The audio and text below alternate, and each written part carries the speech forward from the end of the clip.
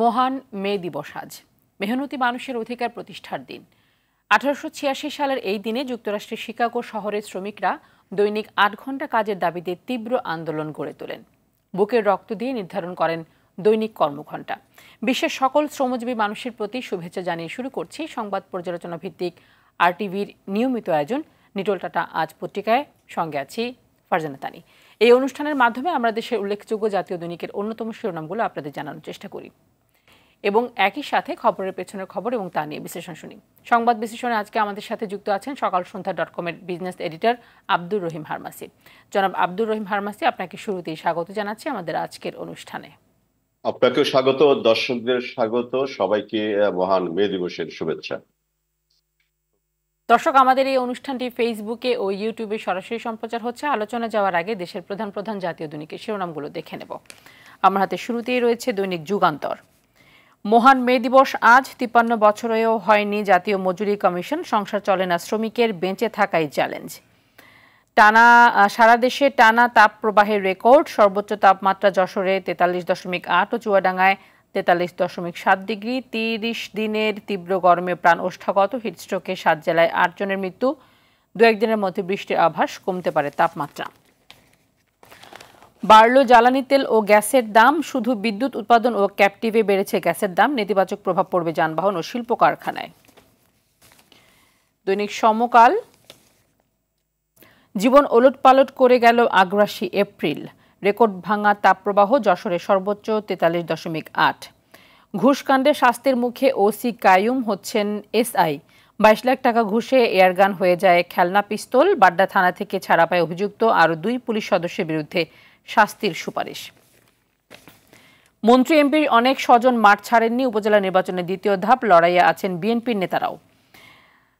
CGS এর প্রতিবেদন, বেশি শিকার রাজনীতিবিদ, তারপরে সাংবাদিক। অভিযোগকারীর 78% ক্ষমতাসীন দলের, মাসে গড় মামলা 24, গ্রেফতার 26। ফেসবুকে মন্তব্য করায় মামলা 908টি, ধর্মীয় অনুভূতিতে আঘাতের অভিযোগের মামলা 528টি। ডিজিটাল নিরাপত্তা আইনের যে মামলা, সেই বিষয়ে এই সংবাদটি করেছে সমকাল। দৈনিক প্রথম আলো। 35 বছরের মধ্যে সর্বোচ্চ তাপমাত্রা, বর্ষা মৌসুমে দেশে এবার বৃষ্টি বেশি হতে পারে। ভারতের দক্ষিণ এশিয়ার আবহাওয়া বিশেষজ্ঞদের সম্মেলনে বলা হয়েছে, এবার দক্ষিণ এশিয়ায় স্বাভাবিকের চেয়ে বেশি বৃষ্টি হবে। অতি বাম অতি ডান এক হয়ে সরকার উৎখাত চায়, আওয়ামী লীগের সভায় এটি বলেছেন প্রধানমন্ত্রী। দ্বিতীয় ধাপেও বিএনপির অনেকেই ভোটের মাঠে, উপজেলা নির্বাচনের প্রথম ধাপে প্রার্থী হওয়ায় ইতিমধ্যে দলের 75 জনকে বহিষ্কার করেছে বিএনপি। রয়েছে দৈনিক কালের কণ্ঠ। তাপ প্রবাহে বিপদের দেশ, ধানের উৎপাদন কম হওয়ার শঙ্কা, খামারে মারা যাচ্ছে 20 থেকে 30% মুরগি। দাবদাহের প্রভাব রোধে খরা সহিষ্ণু জাত দিতে হবে, এটি বলেছেন ডক্টর MS সাত্তার মণ্ডল। রয়েছে 85% অপ্রাতিষ্ঠানিক খাতের শ্রমিকের মর্যাদাপূর্ণ মজুরি নেই, মহান মে দিবস আজ। কালের কণ্ঠ থেকে আরও দেখে নেব, আপিল করছে না শিক্ষা মন্ত্রণালয়, সব শিক্ষা প্রতিষ্ঠান কাল বন্ধ রাখার ইঙ্গিত। এরপরে আমার হাতে রয়েছে দৈনিক আমাদের সময়। জীবিকায় টান ওষ্ঠাগত প্রাণ, দেশব্যাপী দাবদাহ, বদলে গেছে জীবনযাপন, মেহনতি মানুষের আয় কমেছে, বাণিজ্যে ভাটা, দোকান ব্যবসায়ীদের, হাসপাতালে রোগীর চাপ। হজের ভিসা আবেদনের সময় বাড়ল। জলবায়ু বিপর্যয়, মানসিক চাপে উপকূলের মানুষ, গবেষণার প্রতিবেদনে উঠে এসেছে এই তথ্য। ভালো ঘুম হয় না 44%, উদ্বেগজনিত সমস্যায় ভুগছেন 26%, বিষণ্ণতায় ভুগছেন 22%। দৈনিক বণিক বার্তায় রয়েছে, টানা 26 মাস ধরে মূল্যস্ফীতির তুলনায় মজুরি হার কম। স্বাস্থ্য অধিদপ্তরের তথ্য, হিটস্ট্রোকে 1 সপ্তাহে মৃত্যু 10 জনের, চূড়ান্ত হয়নি জাতীয় গাইডলাইন, তাপপ্রবাহে মৃত্যুর সঠিক তথ্য ও কারণ জানা নেই স্বাস্থ্য অধিদপ্তরের। বণিক বার্তার পেছনের পাতা থেকে দেখে নেব, পরীক্ষামূলকভাবে রূপপুরের বিদ্যুৎ সঞ্চালন শুরু। সবশেষ আমার হাতে রয়েছে the daily star. The invisible ones, 85% of all workers deprived of basic rights, legal protection. এরপর রয়েছে মোর এক্সচেঞ্জ রেট, ফ্লেক্সিবিলিটি নিডেড। এই ছিল আমার হাতে থাকা আজকের যে সংবাদপত্র, সেগুলোর শিরোনাম। জনাব হারমাসি নিশ্চয়ই শুনতে পেয়েছেন কোন কোন পত্রিকা রয়েছে আমাদের হাতে এবং কোন কোন বিষয়গুলো নিয়ে আসবো আজকে আপনার আলোচনায়। আমরা জানি যে আজকে মহান মে দিবস এবং আজকের দিনকে ঘিরে শ্রমিকরা অনেক কিছু দাবি দেওয়া করে আসছেন। সেই শুরু থেকেই। এখন পর্যন্ত কিন্তু আমরা সেই পুরো বিশ্বের যদি কথা বলতে চাই, তাহলে সেই রকমভাবে অধিকার আদায়ের যেই দাবিগুলো আছে মেহনতি শ্রমিকদের, সেগুলো পুরোপুরিভাবে এখন পর্যন্ত আদায় হয়নি। যুগান্তর যেটি বলছে, 53 বছরও হয়নি জাতীয় মজুরি কমিশন, সংসার চলে না শ্রমিকের বেঁচে থাকায় চ্যালেঞ্জ। এবং আমাদের সময় যে শিরোনামটি এসেছে, ন্যায্য মজুরির দাবিতে আজও লড়ছেন শ্রমিকরা, উন্নয়ন হয়নি জীবনমানের, কর্মক্ষেত্রে নেই স্বাস্থ্যসম্মত পরিবেশ। এবং বাংলাদেশের ক্ষেত্রে এটি খুবই প্রকট। এই জায়গা থেকে বের হয়ে আসার কোনো সম্ভাবনা আছে কিনা কখনো, বাংলাদেশের প্রেক্ষাপটে যদি জানতে চাই। না, সম্ভাবনা অবশ্যই আছে। যদি যারা গুরুত্বপূর্ণ দায়িত্বে আছেন বা দায়িত্ব পালন করছেন, তারা যদি ইচ্ছা পোষণ করেন বা সদিচ্ছা পোষণ করেন, তাহলে শ্রমিকদের ন্যায্য মজুরি বলি বা শ্রমিকদের ন্যায্য অধিকার, সেটা নিশ্চিত করা অবশ্যই সম্ভব। যদি আমরা আরো একটু মানবিক হই, যদি আমরা আরো একটু মানবেতর বা মানবিক হই, তাহলে অবশ্যই সেটি সম্ভব। এখন প্রশ্ন হচ্ছে যে এই দিনটি ঐতিহাসিক দিন। এই দিনটিতে যুক্তরাষ্ট্রের মানে যুক্তরাষ্ট্রের শিকাগো শহরে শ্রমিক বিক্ষোভের পরিপ্রেক্ষিতে কয়েকজন শ্রমিক জীবন দিয়েছিলেন। তারপরেই এই প্রতি বছর এই মে দিবস পালিত হয়। এখন আমরা মূলত যদি আলোচনাটা বাংলাদেশের পরিপ্রেক্ষিতে করি বা বাংলাদেশের প্রেক্ষাপটে করি, তাহলে আপনি শিরোনাম যখন পড়ছিলেন, তখন বণিক বার্তার একটি শিরোনাম পড়ছিলেন, সেটি হচ্ছে যে 26 মাস ধরে আপনার মজুরি সূচক আপনার মূল্যস্ফীতির চেয়ে অনেক কম। আপনি যদি আমি তথ্য দেই, সেটি হচ্ছে যে এই গত মার্চ মাস, সেই মার্চ মাসে দেশের সার্বিক মূল্যস্ফীতি ছিল হচ্ছে 9.81%। এবং এই ওই মার্চ মাসেই মজুরি সূচক ছিল 7.88%। তাহলে আপনি দেখবেন আমাদের মজুরি সূচক মূল্যস্ফীতি চেয়ে অনেক কম। অর্থাৎ আমরা অর্থনীতির পরিভাষা যেটা বলে থাকি যে মজুরি যেটা, অর্থাৎ শ্রমিক কৃষক বা যাই বলি না কেন, তারা যে মজুরিটা পাচ্ছে, সেই মজুরি মূল্যস্ফীতি খেয়ে ফেলছে। অর্থাৎ সে যে আয় করছে, সেই আয় দিয়ে তার জিনিসপত্রের দাম, যে বাজারে জিনিসপত্রের দাম যে, সেইটা সে কিনতে পারছে না। অর্থাৎ এর পরিপ্রেক্ষিতে যারা যে অর্থাৎ সে ব্যয় সঙ্গত কারণে কম করছে, অর্থাৎ তার যে প্রয়োজনীয় কেনাকাটা সেটি করতে পারছে না, অর্থাৎ তার আয় কম এই কারণে। এখন প্রশ্ন হচ্ছে যে তাহলে সে চলছে কিভাবে? এখানে দুটো প্রশ্ন হচ্ছে, হয় সে কম খাচ্ছে, অর্থাৎ যার তার খুবই প্রয়োজন বা অতি প্রয়োজন সেটা কমিয়ে এনেছে, তার সে কেনাকাটা কমিয়ে দিয়েছে। আরেকটি হতে পারে সে হয়তো পাড়া প্রতিবেশী বা ব্যাংক বা যে কোনো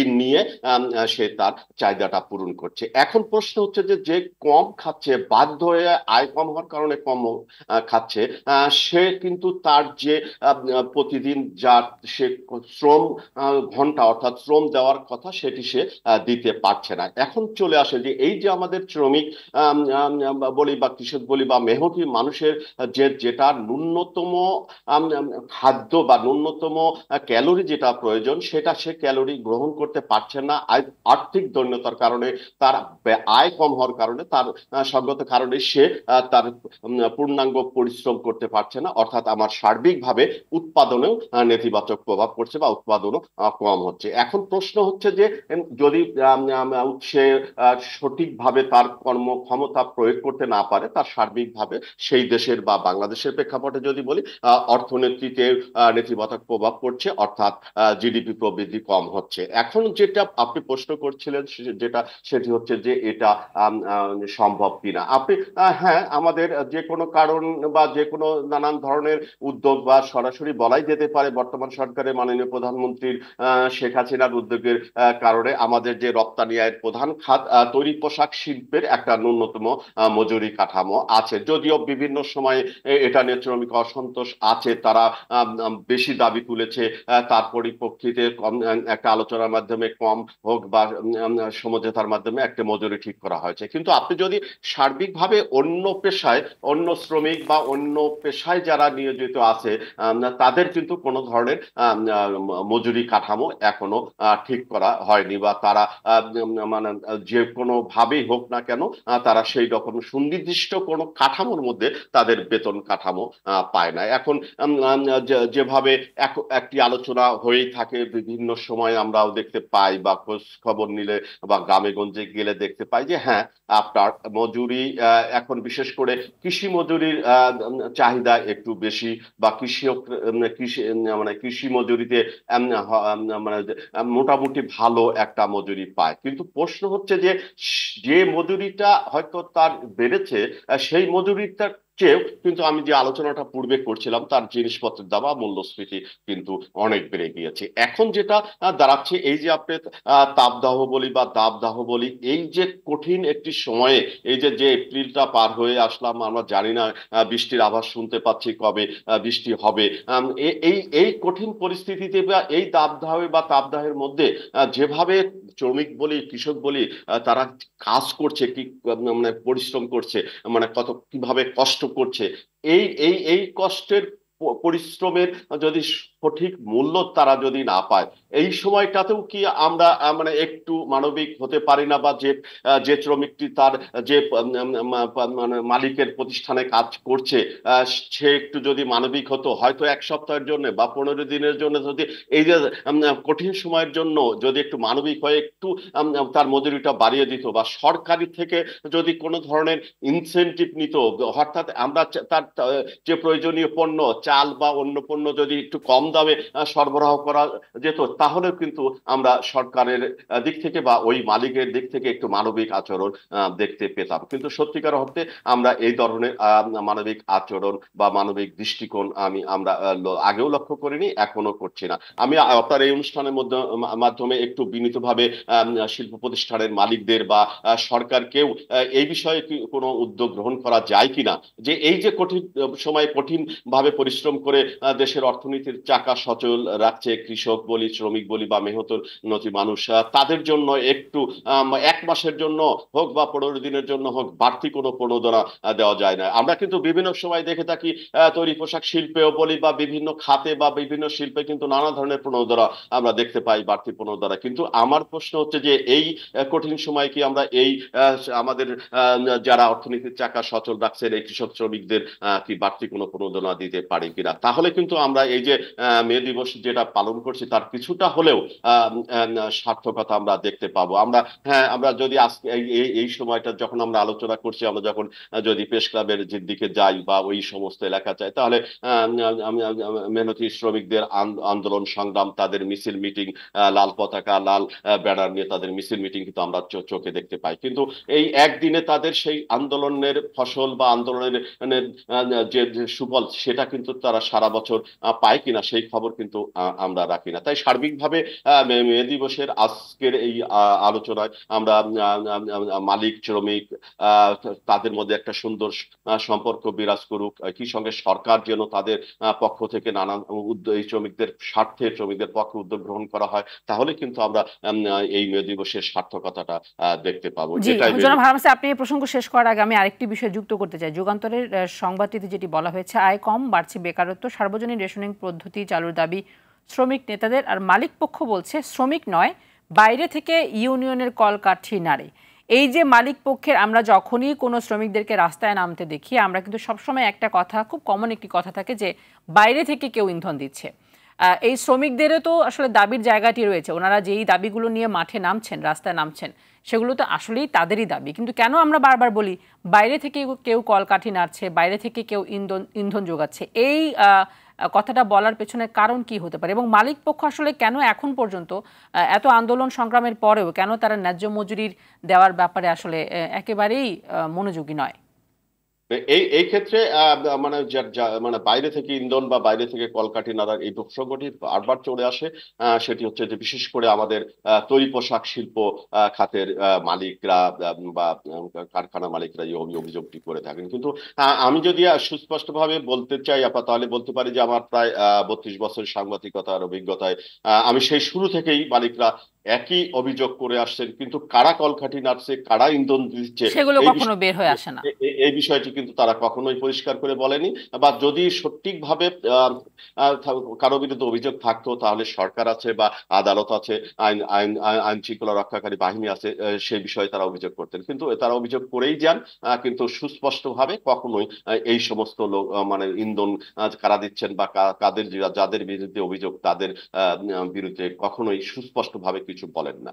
মূল প্রশ্নটা হচ্ছে যে আপনি শ্রমিক কে বাদ দিয়ে বা শ্রমিকের সঙ্গে সুন্দর স্বাভাবিক সম্পর্ক বজায় না রেখে কিন্তু আপনি শিল্প কারখানা উৎপাদন স্বাভাবিক বা সুন্দর ভাবে পরিচালিত করতে পারবেন না। যখনই এই সুন্দর স্বাভাবিক সম্পর্কে ঘাটতি দেখা যায়, ব্যাঘাত দেখা যায়, তখনই কিন্তু শ্রমিক অসন্তোষ দেখা তৈরি যায়, হয়। তখন আন্দোলন সংগ্রামে বিষয়টি সামনে চলে আসে। আর যদি সুন্দর সৌহার্দ্যপূর্ণ সম্পর্ক থাকে মালিক শ্রমিকদের মধ্যে, তাহলে কিন্তু এই বিষয়টি আন্দোলন সংগ্রামের বিষয়টি আসে না। আপনাকে আবারও আমি একটু মনে করে দিতে চাই, সেটি হচ্ছে যে হ্যাঁ, কিছুদিন আগে গার্মেন্টস শ্রমিকদের বা তৈরি পোশাক শিল্প খাতের শ্রমিকদের মজুরি কাঠামো বেড়েছে বা মজুরি কাঠামো নির্ধারিত হয়েছে, নতুন মজুরি কাঠামো নির্ধারিত হয়েছে। কিন্তু আমি একজন মালিককে বিনীতভাবে অনুরোধ করব, বর্তমান বাজারের যে পরিস্থিতি, বর্তমান মূল্যস্ফীতির যে ঊর্ধ্বগতি, তাতে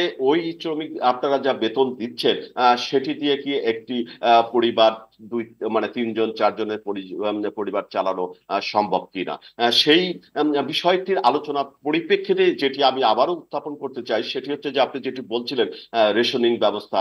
আপনি দেখেন, এটা কিন্তু একটা স্বাভাবিক প্রক্রিয়া। একজন গার্মেন্টস মালিক সে যদি একটু আন্তরিক হয়, এই যে টিসিবি বলি বা সরকারের বিভিন্ন সংস্থার কাছ থেকে যদি সে একটু কম দামে পণ্যটি কিনে তার কারখানায় এই তার নিজের শ্রমিকদের যদি একটু রেশনিং ব্যবস্থা বা কম দামে পণ্যটি সরবরাহ বা বিক্রি করার ব্যবস্থা করতেন, তাহলে কিন্তু সেই শ্রমিকটি কম দামে তার পণ্যটি পেতেন, ভালো পণ্য পেতেন। এটা কিন্তু আমার মনে হয় মানে খুব কঠিন কাজ একজন মালিকের, তা না। কিন্তু আমরা যে এই আন্তরিকতা বা এই মানবিক বিষয়টি আমরা বারবার উপেক্ষিত দেখে যাই। আমি রেশনিং ব্যবস্থা সার্বিক সরকারি ব্যবস্থাপনার বিষয়টি বাদে দিলাম, কিন্তু একটা কারখানায় বা একজন মালিক যদি ইচ্ছা পোষণ করেন, তাহলে কিন্তু সেই ইচ্ছা করলেই এই রেশনিং ব্যবস্থা বা এই স্বল্প মূল্যে বা কম দামে পণ্য ভর্তুকি মূল্যে পণ্যটি তিনি সরবরাহ করতে পারেন। আমি এই মেধিবেশনের আলোচনায় এইটাও আবারও গার্মেন্টস শ্রমিক মালিকদের মানে নতুন করে ভেবে দেখার অনুরোধ করছি। আমি আবারও বলতে চাই যে হ্যাঁ, কয়েকটি হাতে গোনা কয়েকটি কারখানায় কিন্তু এই এই এই বিষয়টি আছে, মানে কম মূল্যে বা ভর্তুকি মূল্যে মানে পণ্য সরবরাহ করা। আমি যে এই চাচ্ছি যে সার্বিকভাবে সমস্ত মালিকরা যেন এই ব্যবস্থাটি করেন, তাহলে কিন্তু শ্রমিকদের সঙ্গে তাদের সুন্দর স্বাভাবিক সম্পর্ক, সৌহার্দ্যপূর্ণ সম্পর্ক আরো ভালো হবে এবং তার কারখানার উৎপাদনেও একটি ইতিবাচক প্রভাব পড়বে বলে আমার বিশ্বাস। জনাব হারমাসি, আরো একটি বিষয় আমরা আসলে এখন এড়িয়ে গেছি বা এখন আমরা এই আলোচনায় নিয়ে আসেনি, সেটি হচ্ছে আমরা জানি যে বাংলাদেশের অর্থনীতিতে অনেক বড় একটি অংশ জুড়ে আছেন চা শ্রমিকরা, এবং আমরা এটিও জানি যে চা শ্রমিকদের যে বেতন কাঠামো, মজুরি কাঠামো, সেটি কিন্তু একেবারে ব্রিটিশ আমলের যে কাঠামো, সেই কাঠামো অনুযায়ী হয়ে আসছে। এবং আজকের দিনে এসে তারা যেই পরিমাণ, আপনি বলছিলেন যে খরচ যেই পরিমাণ বেড়েছে বা জীবনযাত্রার মান যে পরিমাণ ব্যয়বহুল হয়েছে, সেই তুলনায় একেবারেই নগণ্য সেই চা শ্রমিকদের বেতন মজুরি যে কাঠামো, সেটি এটি নিয়ে কিন্তু আমরা খুব বেশি কাউকে কথা বলতে দেখি না। যখন চা শ্রমিকরা এটি নিয়ে আন্দোলনে নামেন, তখন আমরা বেশ কয়েকজনকে কথা বলতে দেখি, তাও যেই কাঠামোটি বা যেই মজুরিটি ধরে দেওয়া হয় সেটিও আসলে নগণ্য বললেই চলে। এই জায়গাটা থেকে আমরা কেন বের হয়ে আসতে পারছি না? মানে এখানে দেখেন, এক সময় এখনো আমরা কিন্তু চা থেকে মোটা অঙ্কের বৈদেশিক মুদ্রা আয় করতে, অর্থাৎ চা রপ্তানি হতো, সেটা এখন আগের থেকে অনেক কমে গিয়েছে। এবং আমার দেশের সবচেয়ে বড় কথা, যদি আপনি 25 বছর আগে সঙ্গে বর্তমান সময় তুলনা করেন, আমাদের দেশের অভ্যন্তরে কিন্তু চায়ের ব্যাপক চাহিদা বেড়েছে, অর্থাৎ চা উৎপাদনও কিন্তু বেড়েছে। শুধুমাত্র সিলেট, মৌলভীবাজার ওই অঞ্চলের বাইরেও কিন্তু উত্তরাঞ্চলের পঞ্চগড় বিভিন্ন জায়গায় চা উৎপাদন হচ্ছে। আমি যেটি বলতে চাচ্ছি যে আমার অভ্যন্তরীণ চাহিদা চায়ের বেড়েছে, পাশাপাশি রপ্তানি হচ্ছে, কিন্তু আগের তুলনায় হয়তো সেটা হচ্ছে না। একই সঙ্গে কিন্তু আমার মনে রাখতে হবে যে এই চা উৎপাদনের সঙ্গে আমার শ্রমিকরা যে কিভাবে কি ধরনের পরিশ্রম করেন, আপনারা সবাই সিলেট অঞ্চলে গিয়েছি, দেখেছি। মানে এক পাশে হয়তো সন্তান, শিশু সন্তান কোলে নিচে পিঠের দিকে ওই যে সেই চায় তোলার ঝাঁকা বলি বা খাঁচা বলি, সেটাতে কেউ কঠোর পরিশ্রম করে চা সংগ্রহ করছে। এখন সে যেটা হচ্ছে যে আমরা বলছি যে 53-54 বছরে বাংলাদেশের আমরা অনেক অগ্রগতি হয়েছি। এখন সেই শ্রমিকের মজুরি দেওয়ার ক্ষেত্রে, তার পরিশ্রমের পারিশ্রমিক দেওয়ার ক্ষেত্রে যদি আমরা এখনো সেই ব্রিটিশ আমলের প্রথা মেনে চলি, তাহলে কিন্তু খুবই দুঃখজনক। আপনি দেখবেন যে যখনই চা শ্রমিকরা আন্দোলন করেন, এই ক্ষেত্রেও কিন্তু সেই সর্বশেষে গিয়ে মাননীয় প্রধানমন্ত্রীকে হস্তক্ষেপ করতে হয়। কিন্তু সরকারের চা মানে কারখানা বলি বা সরকারি ব্যবস্থাপনা বা সরকার রাষ্ট্রায়ত্ত চা কারখানা কিন্তু খুব বেশি এখন নাই। এখন এই সবগুলোই কিন্তু এখন বেসরকারি খাতে চলে গেছে। কিন্তু আমার কথা হচ্ছে যে সবকিছুতেই মাননীয় প্রধানমন্ত্রীকে কেন হস্তক্ষেপ করতে হবে? একজন চা শিল্পের মালিক বা চায়ের শ্রমিকদের যারা দেখাশোনা করেন, সেই মালিকরা কেন তাদের সঙ্গে আন্তরিকতার সঙ্গে মানবিক ভাবে মজুরিটা নির্ধারণ করবেন না? কেন তারা মাঝে মধ্যেই আপনার আন্দোলন সংগ্রাম করবে? এখানেও কিন্তু চলে আসে সেই মে দিবসের সেই অঙ্গীকার বা প্রতিশ্রুতির কথা, যে আমরা শ্রমিকদের স্বার্থটা যদি না দেখি, শ্রমিকদের ন্যায্য পাওনা যদি না দিই, তাহলে কিন্তু আমরা শুধুমাত্র বছরে একবার মে দিবসের নিয়ে মিছিল মিটিং বলি বা সমাবেশ করি বা যাই করি না কেন, তাহলে কিন্তু সেই সার্থকতাটা হবে না। সব ক্ষেত্রেই, শুধু চা শিল্প নয়, তৈরি পোশাক শিল্প নয়, সব ক্ষেত্রেই, সব খাতেই যেন শ্রমিকদের অধিকার সুপ্রতিষ্ঠিত হয়, নিশ্চিত হয়, সেদিকে আসলে একদিকে সরকারের দেখভালের বিষয়টি খুবই আন্তরিকভাবে করতে হবে, একই সঙ্গে প্রত্যেক মালিককে তার আন্তরিকতার পরিচয় দিতে হবে। তাহলে কিন্তু এই এই এই মালিক শ্রমিকের সঙ্গে যে সম্পর্ক, সেই সম্পর্কটা সুন্দর হবে, উৎপাদনেও ইতিবাচক প্রভাব পড়বে বলে আমার মনে হয়। জি, আমরাও আশা করব যে বাংলাদেশের অর্থনীতির যে মূল চালিকার শক্তি যে শ্রমিকরা, তাদের যেই দাবি দাওয়াগুলো রয়েছে এবং সুন্দর একটি জীবনযাপনের করার জন্য যেরকম মজুরি কাঠামো গঠন করা দরকার, খুব শিগগিরই আমরা নিশ্চয়ই যথাযথ কর্তৃপক্ষের কাছে দেখতে পাবো সেই ধরনের কাঠামো তারা তৈরি করেছেন। আমরা একটি বিরতি নিয়ে আবারও ফিরছি আলোচনায়। বিরতির সময় হলো দর্শক, বিরতির সময় হয়েছে, আরও আলোচনা নিয়ে ফিরছি একটু পরেই, সাথে থাকবে নিশ্চয়ই।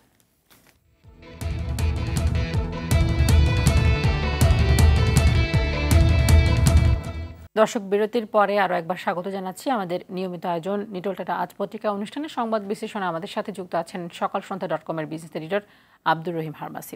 জনাব হারমাসি, যে শিরোনামটি করেছে যুগান্তর, বাড়লো জ্বালানি তেল ও গ্যাসের দাম, শুধু বিদ্যুৎ উৎপাদন ও ক্যাপটিভে বেড়েছে গ্যাসের দাম, নেতিবাচক প্রভাব পড়বে যানবাহন ও শিল্প কারখানায়, ডিজেল ও কেরোসিনের দাম লিটারে 1 টাকা এবং পেট্রোল ও অকটেনে 2.5 টাকা বাড়ানো হয়েছে। এবং বলা হয়েছে একেবারে খুবই সংক্ষিপ্ত নোটিশে এই দামগুলো বাড়ানো হয়েছে এবং এটি আজকে থেকেই কার্যকর হবে এই বাড়ানো দামটি। এরকম হুটহাট করে আসলে কোনো রকম পূর্ব পরিকল্পনা ছাড়া, পূর্ব নির্ধারিত কোনো রকম বিজ্ঞপ্তি ছাড়াই হুটহাট করে যে দাম বাড়িয়ে দেওয়া হচ্ছে, এটির কতটা নেতিবাচক প্রভাব আসলে সাধারণ মানুষের উপরে পড়ে? এবং যেটি বলা হচ্ছে যে যানবাহনের এবং শিল্প কারখানায় এর প্রভাব পড়বে, এবং বোঝাই যাচ্ছে যে তাহলে সরাসরি একেবারে সাধারণ মানুষের ঘাড়ের উপরে এসে পড়বে এই বাড়তি যে দাম, সেটির বোঝা। কি মনে হচ্ছে আসলে সবকিছু মিলিয়ে? হ্যাঁ, প্রথমে আপা বলে রাখা প্রয়োজন যে মানে আপনি যেটি বলছিলেন যে হঠাৎ করে বিষয়টি আসলে ওই আগে মনে করেন যে হয়তো অতীতে যেভাবে জ্বালানি তেলের দাম হঠাৎ করে বাড়ানো হতো বা কমানো হতো, এখানকার প্রেক্ষাপটটা একটু ভিন্ন। আপনাকে যদি আমি বলি, সেটি হচ্ছে যে এখন একটি সরকার জ্বালানি তেলের মূল্য নির্ধারণের ক্ষেত্রে একটি আলাদা পদ্ধতি বা নীতিমালা ঠিক করেছে। আপনি জানেন যে গত মানে এই মাস, মানে মে মাস থেকে আপনার আগের 2 মাসেও প্রতি মাসে আন্তর্জাতিক বাজারের সঙ্গে সমন্বয় করে দামটা নির্ধারণ করা হয়। গত 2 মাসেও কিন্তু আপনার এপ্রিল মাসে, মার্চ এপ্রিল মাসেও কিন্তু এই একইভাবে দাম নির্ধারিত হয়েছিল, অর্থাৎ এই মে মাসের 3য় দফায়। অর্থাৎ বিষয়টি হচ্ছে যে পৃথিবীর বিভিন্ন দেশ যেভাবে আন্তর্জাতিক বাজারে দাম কেমন থাকে সেই তার সঙ্গে অর্থাৎ যে মাস শুরু হবে তাই সেই মাসের আগের দিন সন্ধ্যায় বলি বা রাতে বলি তার দামটা নির্ধারণ করে দেওয়া হয়। আপনার মনে আছে নিশ্চয়ই যে আমরা এলপিজি গ্যাসের ক্ষেত্রে, অর্থাৎ রূপান্তরিত প্রাকৃতিক গ্যাস যেটা আমদানি করি, সেই গ্যাসের ক্ষেত্রেও কিন্তু এই দামটা একটি পদ্ধতি অনুযায়ী বা নীতিমালা অনুযায়ী নির্ধারিত হয়। অর্থাৎ এখন থেকে প্রতি মাসেই আপনার এই দামটি নির্ধারিত হবে। আপনার নিশ্চয়ই মনে আছে যে এই মানে এপ্রিল মাসের যে দাম তাতে কিন্তু সামান্য হলেও কমেছিল, অর্থাৎ আন্তর্জাতিক বাজারে দামটা যেমন থাকে সেই দামের সঙ্গে সমন্বয় করে নির্ধারিত করা হয়। অর্থাৎ আপনার গতকাল সন্ধ্যায় কিন্তু যখন দাম কমে তখন তো একেবারেই আন্তর্জাতিক বাজারের সাথে, যখন দাম কমে যাচ্ছে সাথে সাথেই বাংলাদেশে কমানো হয় না, এবং যেই পরিমাণ কমে আন্তর্জাতিক বাজারে সেই পরিমাণ তো বাংলাদেশে কমে না। না, এখন যে পদ্ধতিটা অনুসরণ করা হচ্ছে সেটি হচ্ছে যে এই মনে করেন যে এখন যে দামটি আছে এখন হয়তো অনেক কমে গেল বা অনেক বেড়ে গেল, এখন কিন্তু হঠাৎ করে সরকার দাম বাড়াতেও পারবে না, কমাতে পারবে না। অর্থাৎ এই মাসটায় যে দামে আছে সেই দামে চলবে, অর্থাৎ মাসের শেষের দিকে গিয়ে নতুন দামটা নির্ধারিত হবে। এখন গত মাসে যখন দামটি সামান্য হলে কমানো হয়েছিল তখন কিন্তু আন্তর্জাতিক বাজারে আপনার অপরিশোধিত 2 ধরনের জ্বালানি তেলের দামই বেশ কম ছিল। এবং আমি গতকাল আন্তর্জাতিক বাজার দর খোঁজ দিয়ে দেখেছি বা ঘেটে দেখেছি, তাতে গত 15-20 দিন ধরে একটু ঊর্ধ্বমুখী, অর্থাৎ যে জ্বালানি তেলের দাম $80 প্রতি ব্যারেল $80 নিচে নেমে এসেছিল সেটা এখন $85 একটি, আরেকটি হচ্ছে $84 $83 মতো। অর্থাৎ যেটা সরকার যে পদ্ধতি আন্তর্জাতিক বিভিন্ন সংস্থা বলে বা বিভিন্ন সংস্থার পরামর্শে যেটা অনুসরণ করেছে সেটি হচ্ছে যে এখন প্রতি মাসে একবার দাম নির্ধারিত হবে, সেই দামেই ওই পুরো মাসটা জ্বালানি তেল বিক্রি হবে। যেহেতু এখন একটুখানি দাম বেশি বিশ্ববাজারে, সেই কারণেই বিশ্ববাজারের দামের সঙ্গে সমন্বয় করে এই মে মাসের দামটা একটু বেড়েছে। এখন যে আলোচনাটা আপনার সার্বিকভাবে করা প্রয়োজন সেটি হচ্ছে যে এই যে ডিজেল বাড়লো বা কেরোসিনে বাড়লো 1 টাকা, অকটেন 2.5 টাকা বা 3 টাকা বাড়লো পেট্রোলে, এর প্রভাব কতটা পড়বে? হ্যাঁ, অবশ্যই যে কোনো পণ্যের দাম বাড়লে বিশেষ করে উৎপাদন কর্মকাণ্ডের সঙ্গে যে পণ্যটি জড়িত সেটার দাম বাড়লে উৎপাদন খরচ বাড়বে, তার উৎপাদন খরচ বাড়লে ওই পণ্যটির উৎপাদিত পণ্যের দামের ক্ষেত্রেও তার প্রভাব পড়বে। এখন প্রশ্নটি হচ্ছে যে গতবার যখন সামান্য হলেও কমানো হয়েছিল ডিজেলের দাম বা তাতে কিন্তু আপনার মনে আসে নিশ্চয়, যেটা নিয়ে খুব আলোচনা হয়েছিল যে আপনার পরিবহন ভাড়া মাইলে কমেছিল, মানে 3 পয়সা না 0.03 পয়সা।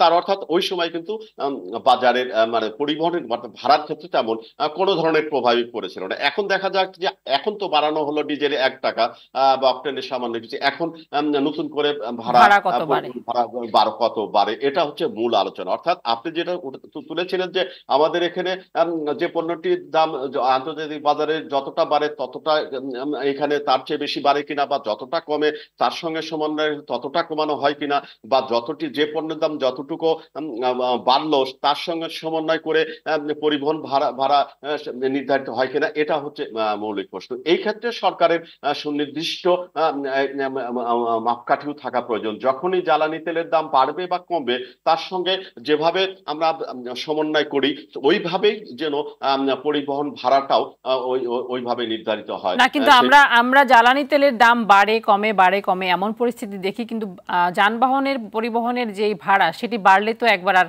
সেটি আমরা সেই হারে কমতে দেখি না। হ্যাঁ, ওইটাই বলছি যে ওইটাও যেমন আপনি আন্তর্জাতিক পদ্ধতি অনুসরণ করলেন, আম, আম, আম, আম, আম, আম, একটি পদ্ধতি আপনার স্টাবলিশ করলেন, সেই পদ্ধতি স্টাবলিশ করার ক্ষেত্রে যেহেতু জ্বালানি তেলের সঙ্গে বা বিদ্যুতের সঙ্গে বা গ্যাসের সঙ্গে সম্পর্কিত পরিবহন ভাড়া, সেই ক্ষেত্রেও যেন ওই ধরনের কোনো নীতিমালা গ্রহণ করা হয়, তাহলে সাধারণ মানুষ কিছুটা হলেও মানে স্বস্তি পাবে।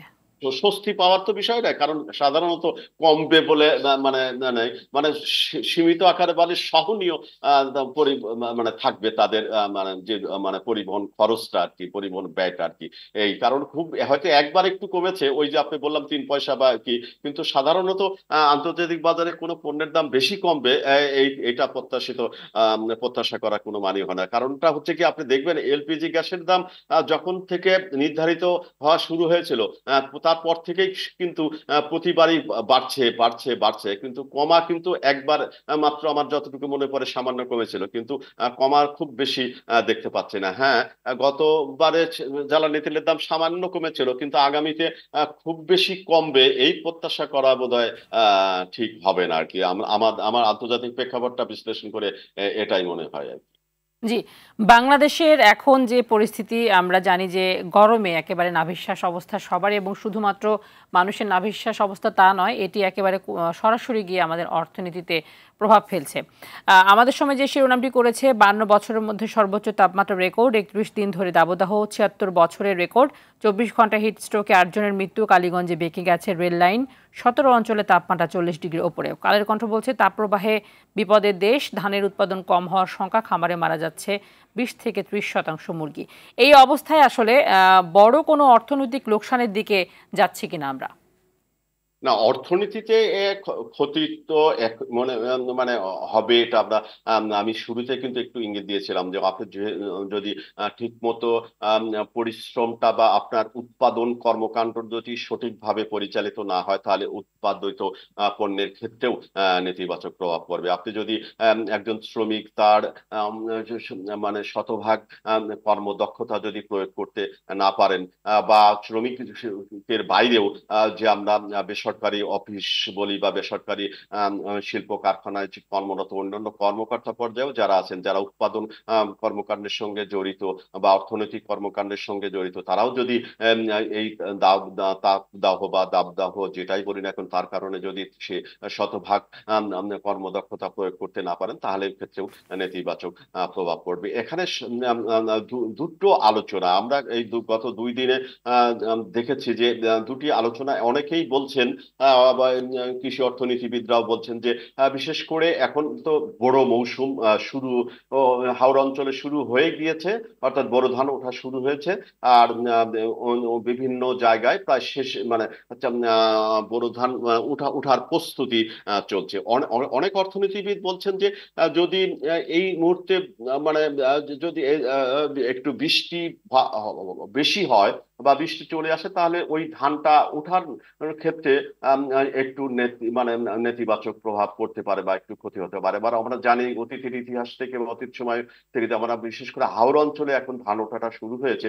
যদি অতিবৃষ্টি হয়, তাহলে হাওড়া অঞ্চলে কিন্তু ওই বন্যারও একটি বিষয় আছে। তো অনেক অর্থনীতিবিদ বলছেন যে এত দাবদাহটা যে যদি সহনীয় থাকে, অর্থাৎ রোদটা যেন আগামী 1 সপ্তাহ বা 2 সপ্তাহ যদি থাকে, তাহলে হয়তো বোরো ধানের ক্ষেত্রে হয়তো একটু ভালো হবে। আবার যে সমস্ত এলাকায়, উত্তরাঞ্চলের বিভিন্ন এলাকায় যেগুলো ধান মাত্র মানে ফুলতে শুরু করেছে, সেইখানে কিন্তু আবার মাটি শুকিয়ে যাচ্ছে, সেখানে কিন্তু আবার সেচেরও প্রয়োজন আছে। তাহলে সেই ক্ষেত্রে তার হয়তো আরো সেই ক্ষেত্রে তার বৃষ্টিটারও প্রয়োজন আছে। বিভিন্ন ধরনের মতামত আছে। তবে এর ধানের বাইরে বিশেষ করে আলোচনাটা এবারে এসছে মানে আম থেকে শুরু করে বিভিন্ন লিচু। সবজি, লিচু বা অন্যান্য সবজি জাতীয় বা অন্যান্য পণ্যর ক্ষেত্রে কিন্তু খুবই মানে কঠিন বা উৎপাদন খুবই কম হবে বলে আমার মনে হয়। আপনাকে মনে রাখতে হবে যে আমও কিন্তু আমাদের দেশের অর্থনীতিতে একটি বড় ভূমিকা রেখে থাকে। আমরা কিন্তু কয়েকদিন আগেই দেখলাম যে আমাদের মাননীয় কৃষিমন্ত্রীর সঙ্গে চীনের রাষ্ট্রদূত একটি বৈঠক করলেন, বা চীনে আম রপ্তানি প্রক্রিয়াটি শুরু হওয়ার একটি ভালো আলোচনাও আমরা দেখতে পেলাম গণমাধ্যমে। সে চীনের আমনের কিন্তু বড় বাজার, সেখানে যদি আমরা মোটামুটি আমটা রপ্তানিটা শুরু করতে পারি, তাহলে কিন্তু একটা বড় ধরনের রপ্তানি আয় অর্থাৎ বিদেশি মুদ্রা আসার ক্ষেত্রে একটা ইতিবাচক ফল আমরা দেখতে পাবো। সেই কারণে আমি যেহেতু কৃষি অর্থনীতিবিদ বা কৃষি বিশেষজ্ঞ বা আবহাওয়া সঙ্গে সম্পর্কিত ওই আলোচনাটা পূর্ণাঙ্গভাবে করতে পারছি না, কারণ এ বিষয়ে আমার ওইভাবে জ্ঞান নেই। কিন্তু আমরা যেটি লক্ষ্য করছি সেটি হচ্ছে যে মানে অর্থনীতিতে এই এমনিতে কিন্তু আপনার একটি কথা বলে প্রয়োজন যে 2 বছরের আপনার করোনা মহামারীর পর 2 বছরের বেশি সময় ধরে রাশিয়া ইউক্রেন যুদ্ধ, একই সঙ্গে ফিলিস্তিনি সঙ্গে ইসরায়েলের যুদ্ধ, এবং সেই যুদ্ধে ইরান জড়িয়ে যাওয়া যাওয়া সবকিছু মিলেই কিন্তু আমার অর্থনীতিটা কিন্তু বড় ধরনের সংকটের মধ্যে দিয়ে যাচ্ছে। এই সংকটের মধ্যে যদি এই যে গরম জনিত 30 সেকেন্ডে শেষ করব। গরম বা দাবদাহ এই কারণে যদি আমাদের উৎপাদন আরো খারাপ প্রভাব বলে, উৎপাদনে যদি ক্ষতি হয়, তাহলে কিন্তু আমার অর্থনীতি হয়তো আরো মানে ক্ষতির সম্মুখীন হতে হবে। যে আমাদের প্রত্যাশা থাকবে বাংলাদেশের অর্থনীতি কোনোভাবেই যেন ক্ষতিগ্রস্ত না হয়, সেই বিষয়ে আসলে যথাযথ কর্তৃপক্ষ যারা রয়েছে সরকার, তারা পদক্ষেপ নেবে। আপনাকে অসংখ্য ধন্যবাদ আজকে আমাদের অনুষ্ঠানে যুক্ত হয়ে বেশ কিছু আলোচনা করার জন্য। দর্শক, নিটল টাটা আজ পত্রিকায় অনুষ্ঠানটি আজকের মতো এখানেই শেষ করছি। অনুষ্ঠানটি প্রতিদিন সকাল 9টায় প্রচারিত হচ্ছে। দেখার আমন্ত্রণ রইল। সুস্থ থাকুন, নিরাপদে থাকুন, আর RTV সাথে থাকুন। ধন্যবাদ সবাইকে।